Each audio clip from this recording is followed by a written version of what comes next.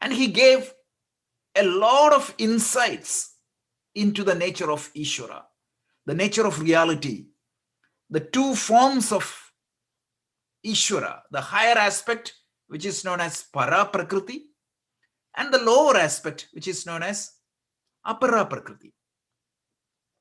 So one is the absolute reality, the nirguna Ishvara, then the derivative of that, which is all the material cause. And we talked about the transcendent nature of God and the immanent nature of God. We talked about all that. And when we came to chapter 8, Arjuna asked a question. Arjuna asked a question about different technical terms, and also, here means, if you remember, the questions were: what is Brahma, what is Atma, what is Adhideva, what is Adibhuta, what is Adhiyajña, and what is Karma? And as a seventh question, he asked, what happens, how does the mindset or the mental state of an individual at the final moment, what is the significance of that? So the entire chapter took a deviation from the direction we were going, and Krishna, maybe for the academic purpose, gave the topic called Kramamukti. And what is that Kramamukti? In the Kramamukti, there is no scope for self-knowledge here. So the predominant focus of the Kramamukti is Karma Yoga, and predominantly it is Upasana Yoga. The Karma Yoga will purify you, but the focus of the Kramamukti, if somebody wants to get Kramamukti, his focus is do such practices so that I take the route of Shuklagati and I end up in Brahmaloka, and I postpone my self-study or the pursuing of the knowledge to Brahmaloka, and at Brahmaloka I'm exposed to the teaching and I will gain the mukti. So my direct focus is not the Jnana Yoga, but my focus is Upasana Yoga. And why I seek Upasana Yoga? I want to take that Shuklagati and go to Brahmaloka. That is the focus. But that is not the direction Krishna is advising us.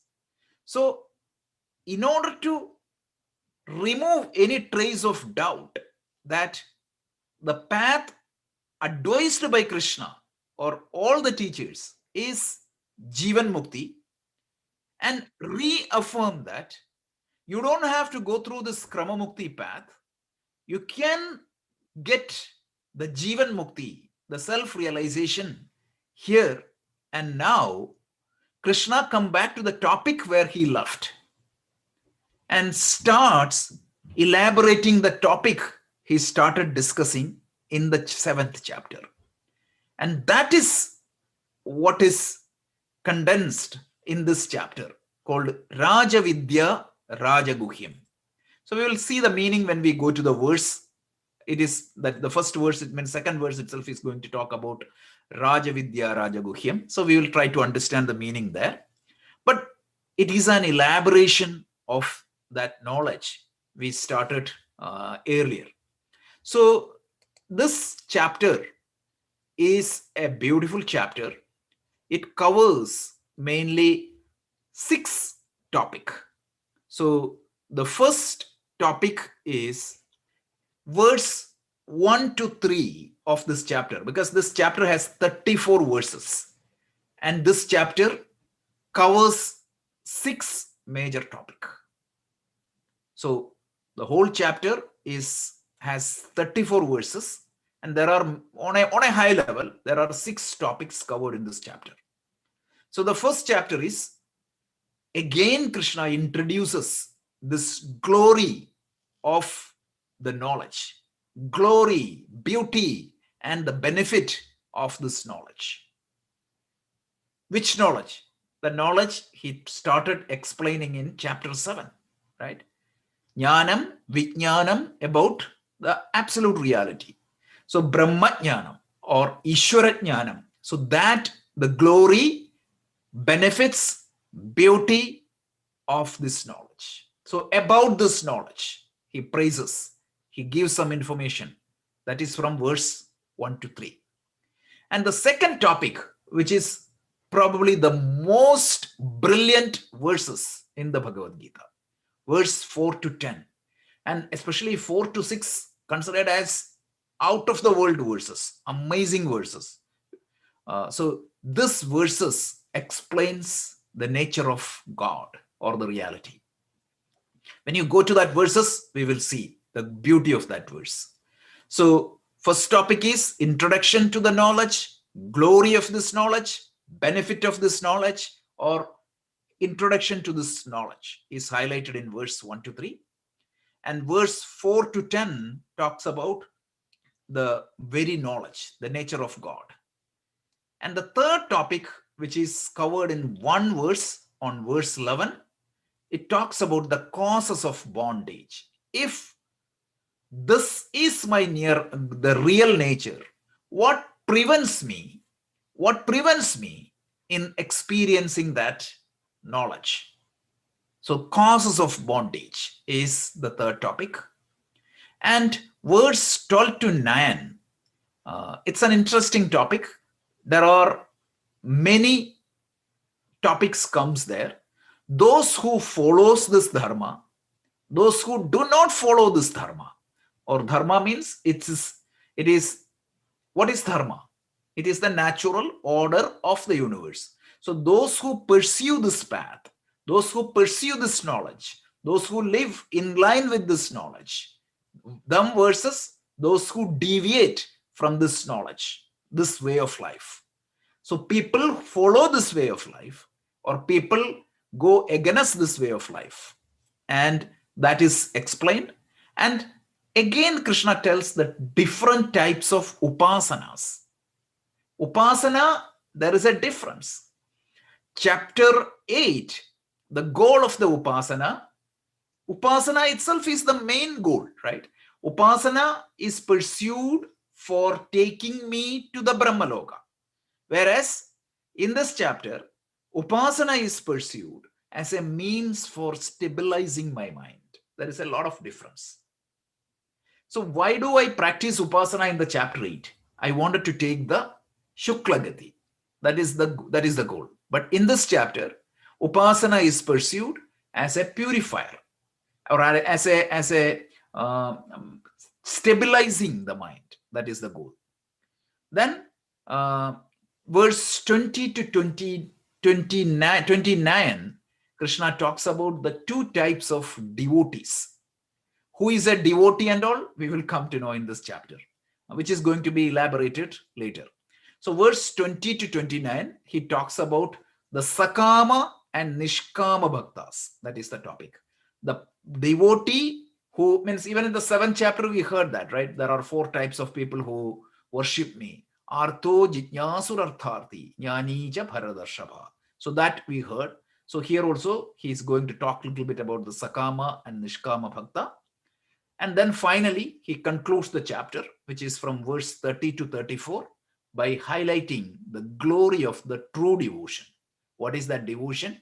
The glory of that. Because going forward, chapter 10, 11, and 12 is getting into the bhakti. Because chapter 10, the topic is Vibhuti Yoga. Vibhuti Yoga means it is the glories of that Ishvara. Wherever I see glory, like when I see a beautiful waterfall, means that glory of that waterfall comes from Ishvara.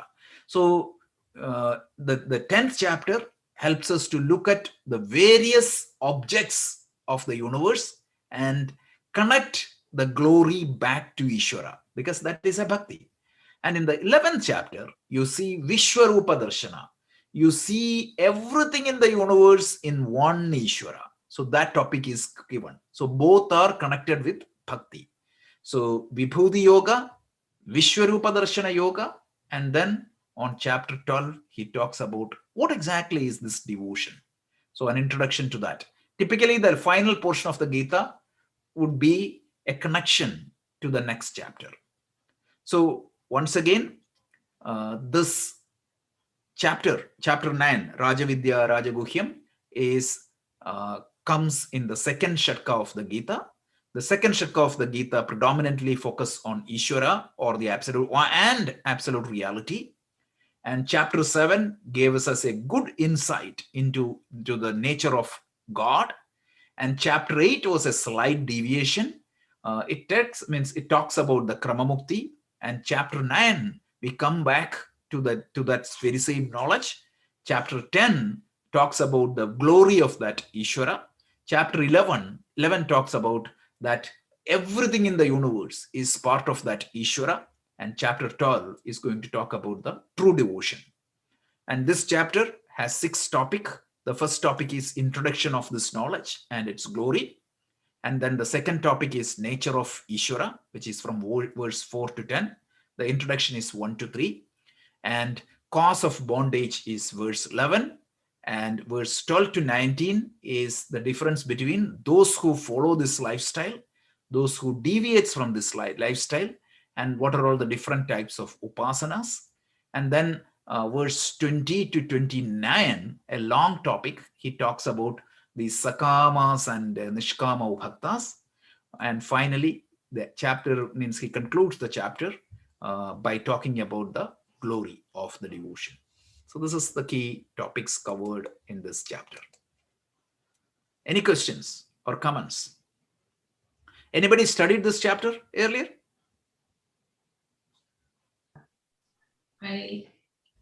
When I was memorizing, I was going over the meanings, Rajesh. Yes, for all Excellent. the Great.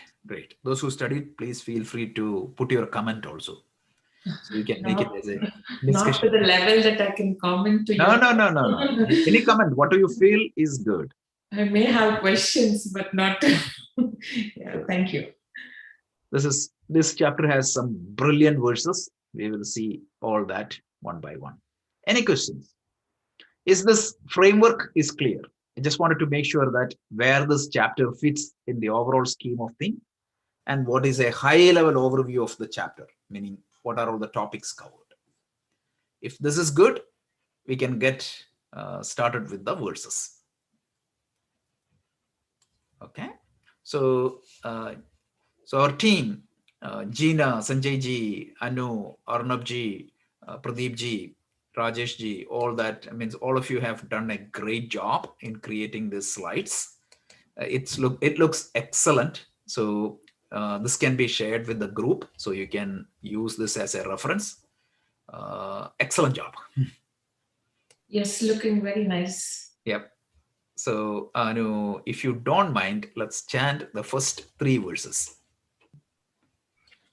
Om Shri Paramatmane Namaha Atha Navamodhyayaha Rajavidya Rajaguhya Yogaha Shri Bhagavānuvāca idaṅ tu te guhyatamaṅ pravakṣyāmyanasūyavē jñānaṅ vijñānasahitam yajjñātvā mōkṣyasē.śubhāt Rajavidya Rajaguhyam pavitramidamuttamam pratyakṣāvagamam dharmyam susukham kartumavvyayam ashraddhatānāः puruṣāः dharmasyāsya parantapa aprāpya māṁ nivartante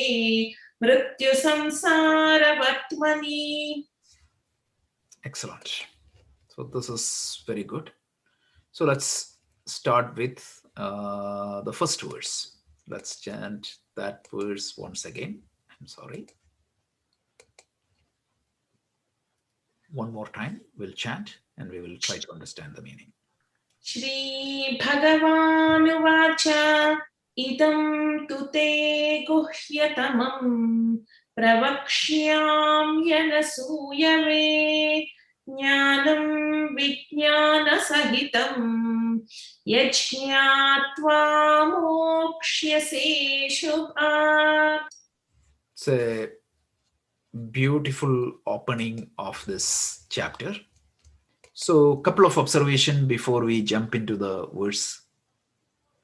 Usually, not always, but usually, how do a chapter, what would be the opening of the chapter? Who opens up the chapter? Arjuna starts with Arjuna's question. So this time, Krishna was not even waiting for that. He just started the discussion. So Swami Chinmayananda was joking. Probably he wanted to make sure that he's not diverting me anymore, taking me to the correct goal. But Krishna opens up the discussion. That's not very important and how Krishna is addressed Sri Bhagavānuvāca. So Krishna is called as Bhagavan. And I don't want to explain this again, but who is Bhagavan, by the way? 6 qualities. Yeah, one who has Bhaga is called Bhagavan. Just remember this, right? Who is Dhanavan? Who has dhanam? Right. Dhanam. Yeah. Who is Vidyavan? Who has vidya? Vidya, right? Who is Bhagyavan? Since this, if you just add that prefix to the word Van, the possessor of Bhagya, the possessor of Dhana, the possessor of Bhaga. And what is Bhaga? Bhaga means 6-fold qualities in its absolute level, right? So it starts with Aishwaryam, Balam, Viryam, wealth, right? Knowledge. I have knowledge, you have knowledge, but our knowledge is limited. When that knowledge or that attribute is not limited by anything, that becomes Bhagavan. So the one who has everything under his possession, one who has everything under his control is Bhagavan. That is the universal intelligence. That is that means the one who has control over the order of the universe.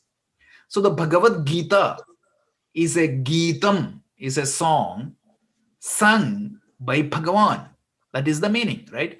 Bhagavan's song is Bhagavad Gita. Gita means song. Whose song? It is not my song. It is Bhagavan's song. And that is why it is known as Bhagavad Gita, the song of the Lord.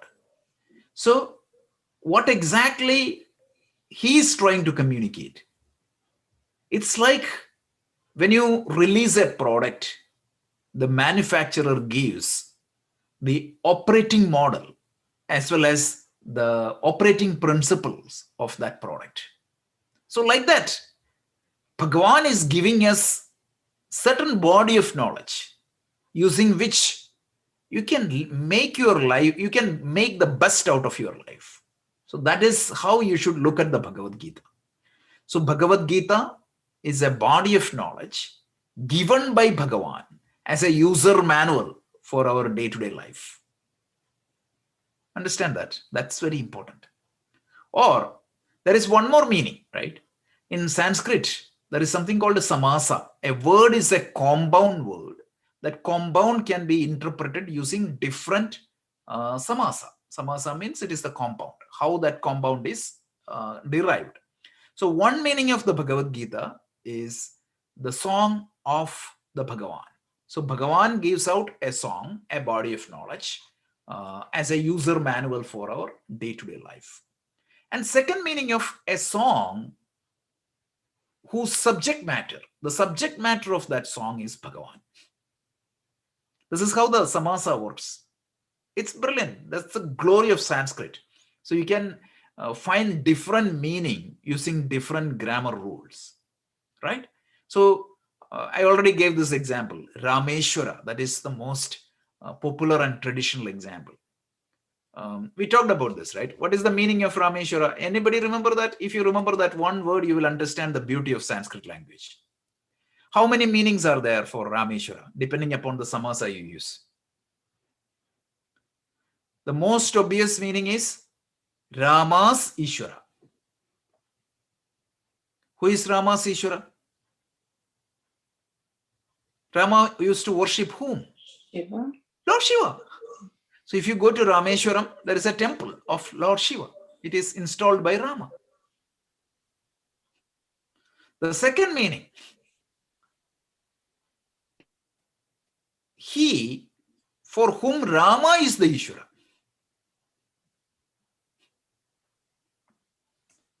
He for whom Rama is the Ishvara.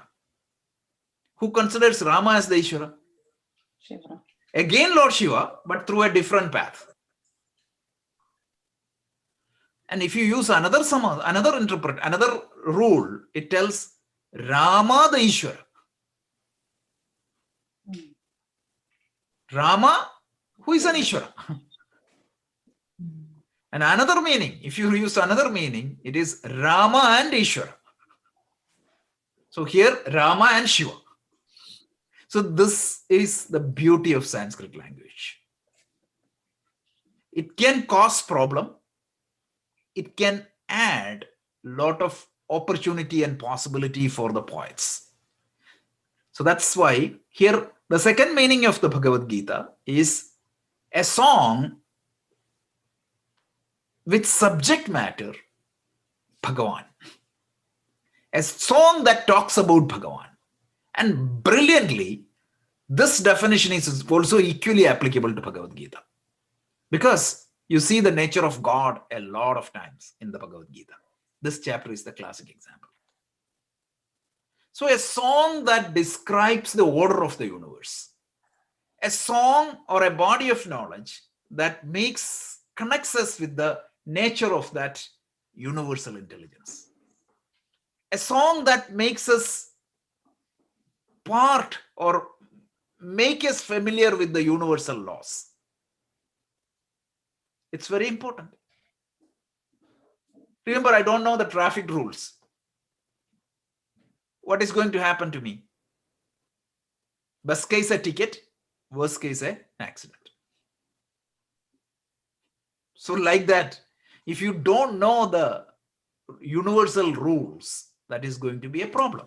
So these two definitions are absolutely brilliant, and they describes the Bhagavad Gita very well. So that Bhagavan, who is the Lord of the universe, he said to Arjuna, what did he say? Idaṅ tu te guhyatamaṅ. So idaṅ, the word literally means this. This. When I say this, it's a pronoun. What is that he refers to here? If you study the modern writing, you may say that means when it could be ambiguous. So here he is talking about something which he referred earlier. You cannot use a pronoun at the first place. First place you have to start something. Then only you can refer that with a pronoun. So here when he say this, it means something. And you know what? Shankaracharya in his commentary spends a lot of time. What is that this he refers to?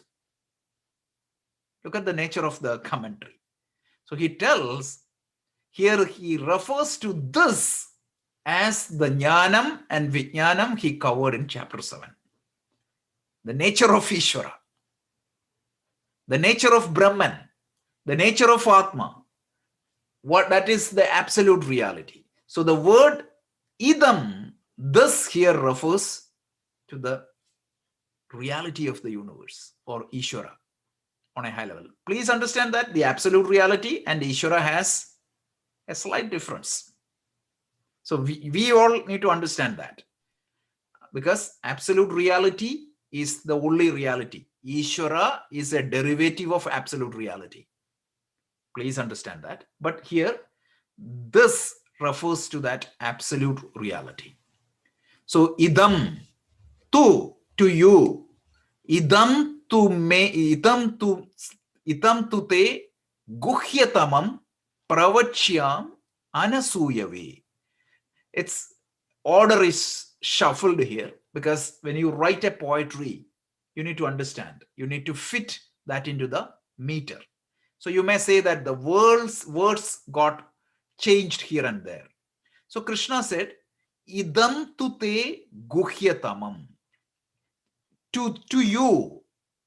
To means, tu here means indeed. Te means to you. So pravakṣyāmyanasūyavē, I am going to tell you. Vachyāmya means declare or speak or communicate. Pravakṣya means what? Praharshena vakṣyāmi. That is the literal meaning. I'm going to specially teach you. I'm going to teach you very well. Krishna was very confident in his teaching ability. He said, I am going to tell you, or I'm going to declare you in a clear terms about this. This means about the absolute reality. And then the rest, a few words, are the nature of this reality. He tells guhyatamaṅ. Guhyatamaṅ means secret. Why? What does that mean? Gita should not be taught to anybody? No, not that one. Yeah, some people used to do that in olden days. So what is that? When Krishna refers to as guhyatamaṅ, secret, here also it is, the name of the chapter itself is Raja Guhyam, means royal secret, the ultimate secret. What does that mean here? The ultimate important thing or information.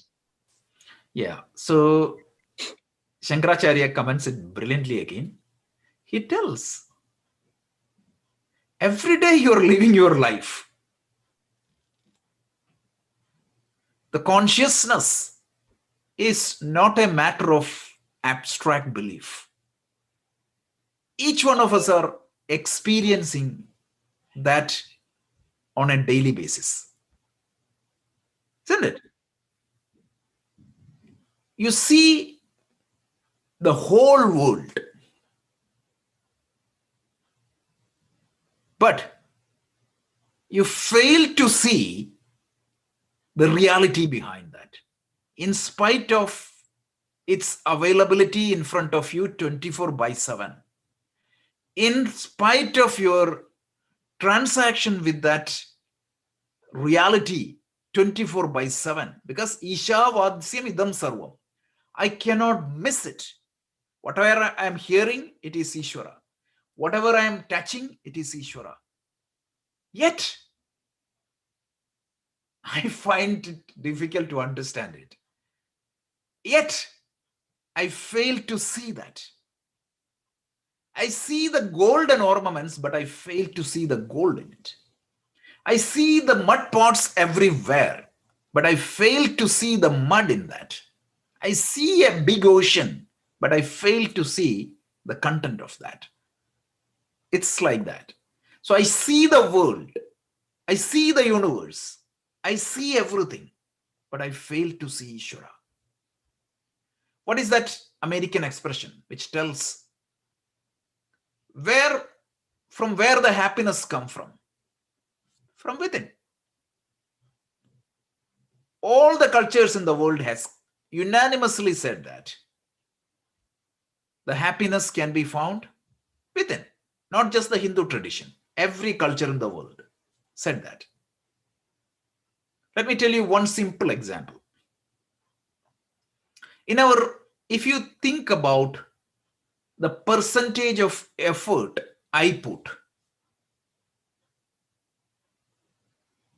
is that directed towards searching my happiness inside or finding the happiness outside? Outside. 100%, 99.99%. In spite of my knowledge that the happiness can be found only within, 99% of the people or 99% of the time, I don't put, if I want to be happy, I should be trying to find that happiness discover that happiness inside. Of course, I need to do things outside. I'm not saying that you should not be doing. But look at the proportion. 99.99999, maybe 0.000001 time. If happiness is my priority, which is a priority for everybody, I don't see it. So that is why it is guhyam and it is rajaguhyam.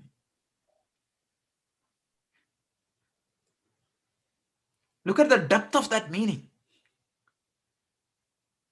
And people used to interpret this as secret, so this should not be taught to anybody. No. So, idaṅ tu te guhyatamaṅ. It is the royal secret. It's available to everybody. It's like people may quote it. People may speak about it. Some people may glorify about it. And some people may teach about it. But what is the greatest wonder? Nobody understands it. Ascharyavat pashyati kaschitenam. Ascharyavat pashyati vachati samsaha. Ascharyavat pashyati kaschitenam. Ascharyavat vadati tathaiva chānyaha. Ascharyavat chainamanya shrunoti. Shrutva apinam veda na chaiva kaschit. Shrutva api enam veda na chaiva kaschit. Some people speak about this as a wonder. Some people hear about this as a wonder. Some people talk about this as a wonder. And what is the greatest wonder? None of them understand that, in spite of hearings, everything. A subtle joke by Krishna in the 2nd chapter. So this is very important. And E means very simple things. Like, it's very common in life. The other day I was just doing a presentation on wellness and healthy living, etc. So I was just asking, right? Some simple fundamental terminology. Somebody was coming and talking about, okay, your metabolism is going to go down as age grows up, and your calorie intake. I was attending a presentation at work. So some wellness coach came and started talking about this. It's very interesting and it is very funny. I'm just sharing this example. So one of the participants said, "Can I have a stupid question?" The coach said, "Yes. Can you define what is calorie and what is metabolism?" You know what? This guy completely struggled. He tried to explain here and there. Then only I realized, okay, I don't know the clear definition of what is metabolism and what, of course I know on a high level, but what is a clear definition of a calorie? Do you know that? What is calorie? We had in physics or somewhere we learned calorie. Every health session you talk about calorie. What is a calorie?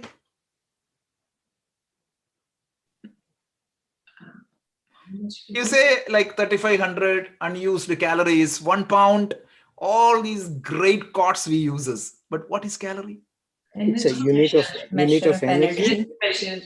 What is that? Unit of energy. It's an energy, but what exactly is that? What is a unit? A unit of energy. It should be a product of something. I don't know. No, there is a specific definition. If you take 1 kilogram of water, if you can, means the energy required to raise the temperature by 1 degree, that is calorie. That's right. That's right. Physics, yeah. So this is Rajaguhyam. So we talk about this, we hear about this, we quote this, but really speaking, we don't. This is simple to know. You can just look at Wikipedia or Google it, you will get it. See, but not only metabolism goes down, Rajesh, as you age, but even you tend to forget as you age. True. Yeah. So metabolism means there is a set of keywords, right? What is a cell? What is a means I don't want to derail this into a discussion. We can do this one in one of our Sunday discussions. But this is the truth. This is Guhyam. And Raja Guhyam means the ultimate secret. So people talk about God, people think about God, people preach about God, people try even die about God. Most of them don't understand who is God.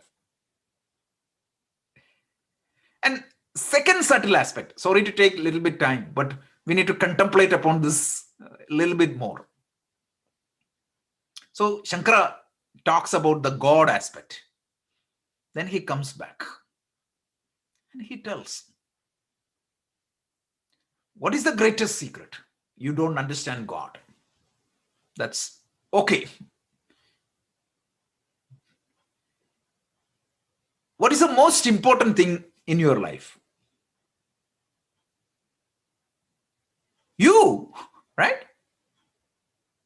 What is the most important thing for me? You may say that my wife or my child or my father or my mission. No. My child is dear to me because it is my child. I find happiness in front of that child. Atmanastu kamaya sarvam priyam bhavati. No doubt. I may say that I'm unselfish. Yeah, I just want his presence. Why an object is so dear to me? Because it gives me happiness. Maybe I don't want anything from it, but that gives me happiness. And that object is dear to me because that gives me happiness. No doubt about it. So the most important thing in my life is me. 24/7, you're engaged with yourself.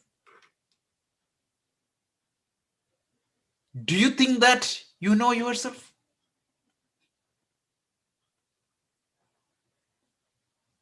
Right? Sometimes forget about the spiritual nature. Even the worldly thing. Some people they think that they are the most patient guy. But ask the spouse. You have no idea or you don't have complete understanding of yourself in spite of you spending your 24/7 with you. That is Rajaguhyam. That's a secret. So even though it is available in your vicinity, even though it is available for your direct interaction, I don't know. So this knowledge, which is readily available to you, which is not separate from you, but it remains as a secret. It is not that somebody kept it as a secret. It remains as a secret. That is what is known as guhyatamaṅ. And Krishna tells, I am going to teach you. Vachyāmi, I am going to teach you. Pravakṣyāmi, I am going to teach you clearly. Without you even asking, I am going to teach you. Why? He gives the answer in the next word. Anasūyavē. Because you belong to a group of people. Anasuya. What is the word asuya in our local vernaculars? Jealousy. Jealousy. But in the scriptural world, the word asuya means, there is a special meaning. Asuya means, see, the basic faith in the teaching, right? So, first of all, for you to study any subject matter, you need to have a faith. You don't need to have blind faith, But at least you have to believe the words of the teacher and master and experiment. So the other day somebody was telling me, I don't means this is not a word he used is this is not like a modern thinking. Gita or our scriptures will takes us back to the Stone Age. I was asking why? Because it is not modern. It is not progressive. It is not, it doesn't support the logic. So I was asking him, have you studied Gita? No. I read about Gita. So without studying, without putting effort, without trying to understand it, you reject the teaching. That attitude is known as asuya. You can reject it only after putting effort. Otherwise, I should say, if you ask me, can you comment about Bible? I cannot. Of course, I know a little bit superficial, but without me diving deep into the teachings of the Bible, with faith and without effort, how can I say that it is wrong?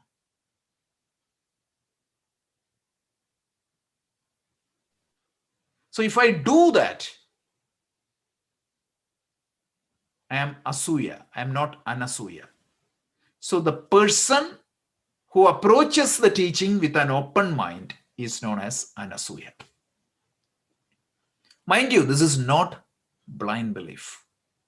Krishna don't want blind belief from any one of us. You will see the 68 words of the Bhagavad Gita. Krishna concluding that I have given you this teaching. Use your understanding and your skill. And if you think that this is good, take it or don't take it. By taking it, you are not praising me, or by rejecting it, you are not putting me down. This is the concluding verse of the Bhagavad Gita. Most revolutionary verses.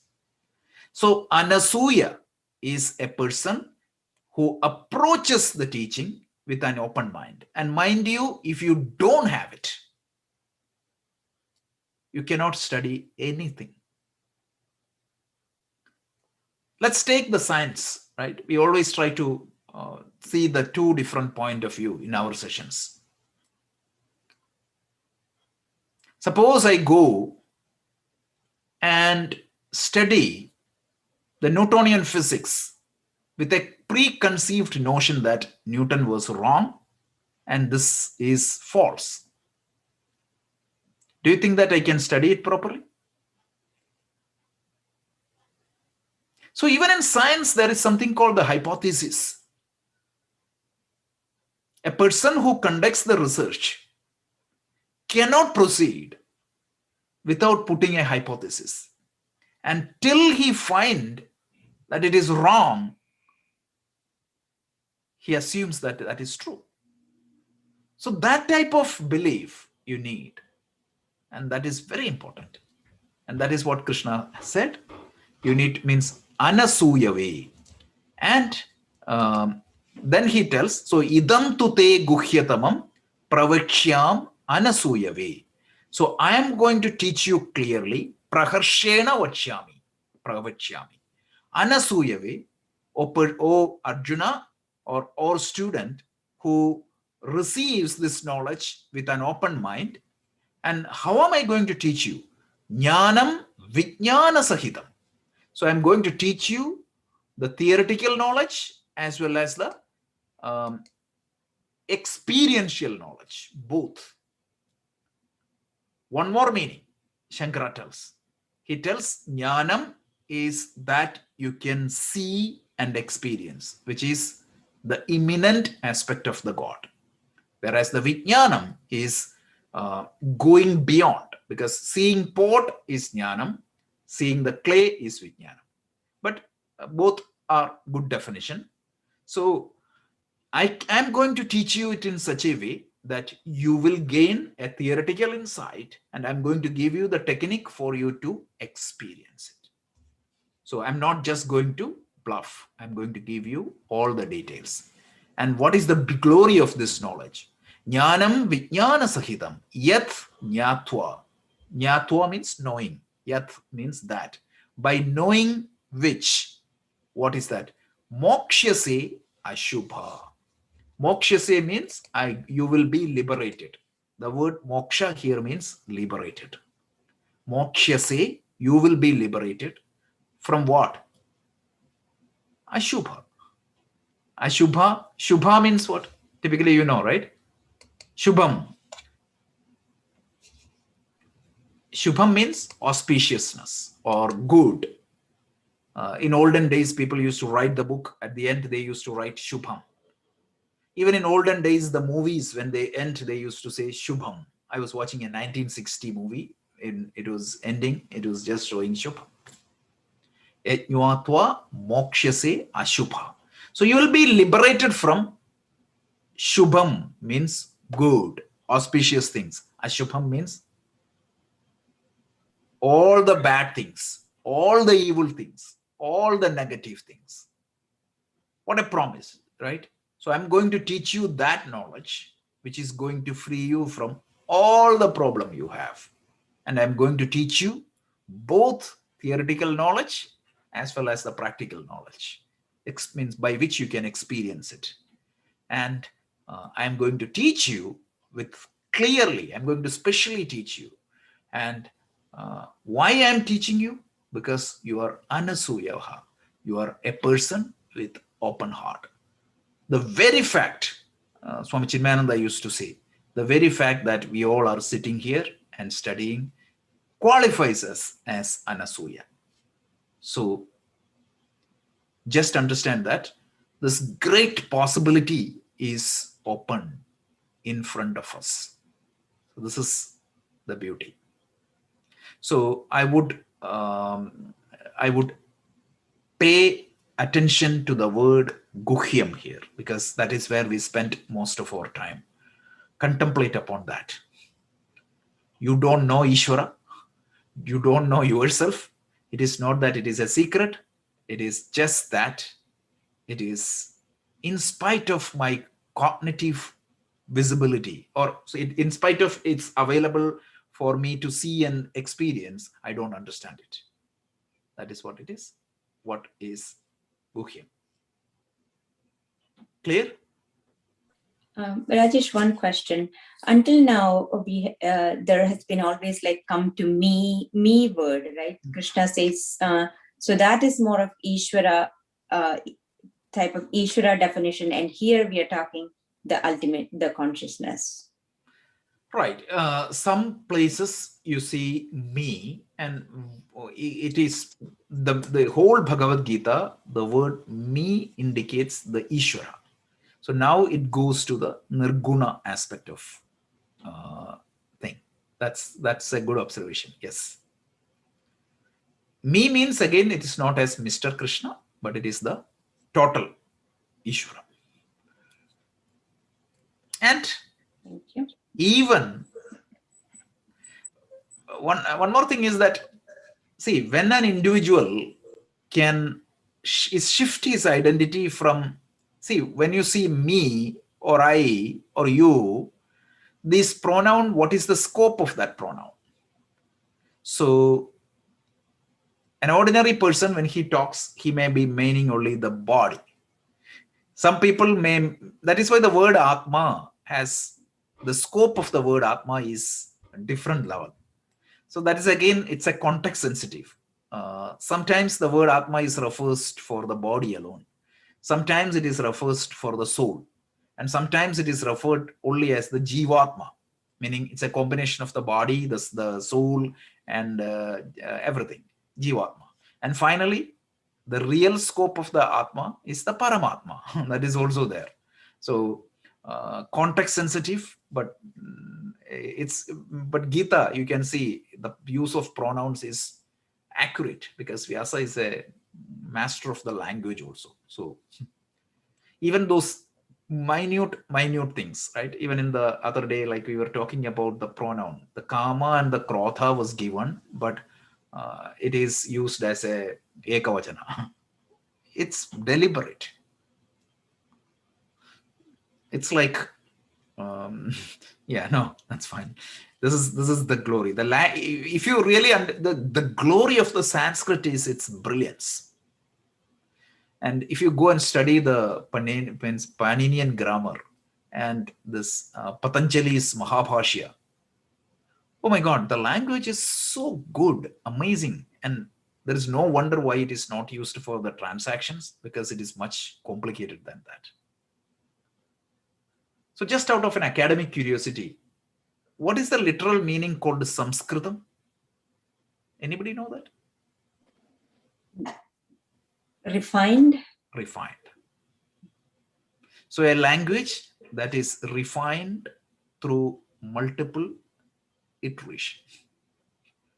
Multiple iteration, it got refined, and there is no amazing. This language is so beautiful. See, I don't want to start a debate whether Sanskrit is better than English or Sanskrit is better than Tamil. Every language has its own beauty, right? English has its own beauty. Tamil has its own beauty. Malayalam has its own beauty. But Sanskrita's beauty is a different aspect. It's so beautiful. And we need to understand that. So that is why the Bhagavad Gita can be approached through multiple angles. Some people study the Bhagavad Gita only for linguistic understanding. And that itself is a serious study. Okay, so at least we will, it's 9:27. That's okay. We'll stop with one verse today, but we can cover 3 verses from next week, 34 verses. But this chapter is so good, especially look at the verse 4 to 9. It's we need to spend some time and understand that very well, because now you will get it. It is going to be very good. So a quick recap. We started with chapter 9. Chapter 9 is known as Raja Vidya Raja Guhyam. So now you know why it is Raja Guhyam. And Raja Vidya means knowledge. Raja means the supreme. The best or the most important knowledge. Why? The most important person in my life is myself. So the knowledge about me is the most important knowledge. Knowledge about the absolute reality is the knowledge about me. Knowledge about Brahman is naturally the knowledge about Atman. So that is what it is. And Raja Vidya, Raja Guhyam. And then the first verse clearly tells, Krishna is just saying that I'm going to teach you this knowledge, which is hard to understand for normal people. But I will teach you in such a way that you will get the theory as well as the experiential knowledge of it. And this is because I'm going to teach you, you are a person who approaches this with an open heart. And the glory of this knowledge is, if you know this knowledge, this is going to free you from all the evil in life. So any questions or any comments? Otherwise, we can have one more time. We chant this and stop. But before that, any comments or questions? Now, think about this, right? When you studied the second chapter and now we came to the 9th chapter. Are you getting a deeper picture right now, at least the verses from the literal word meaning? Are you getting that full picture? Because we are going deep into the verses and meaning. So hopefully you're getting that content right now. And you will see, like next time when you study, it will go deeper. Every time you will try to get, you will feel that you get more. Every time you study, you will feel that you got it. But next time when you read, oh, something more is there. That's the beauty of the Gita.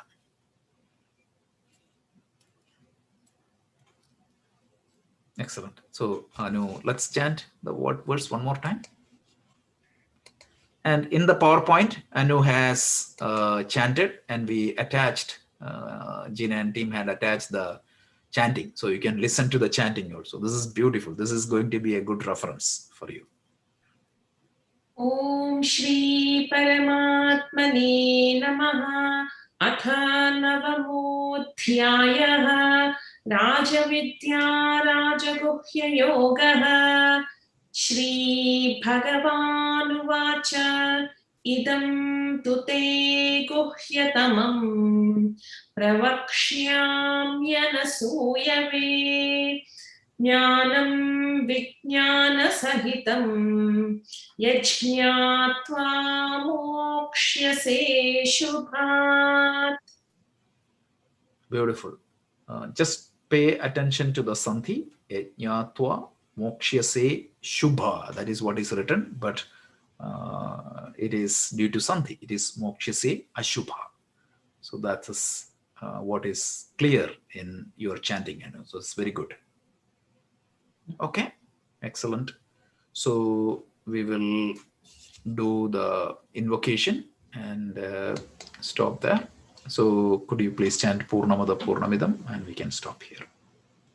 Om Purnamadav Purnamidam Purnat Purnamudachyate Purnasya Purnamadaya Purnamevavashishyate. Om Shanti Shanti Shanti. Harihi Om. Shri Gurubhyo Namaha. Harihi Om.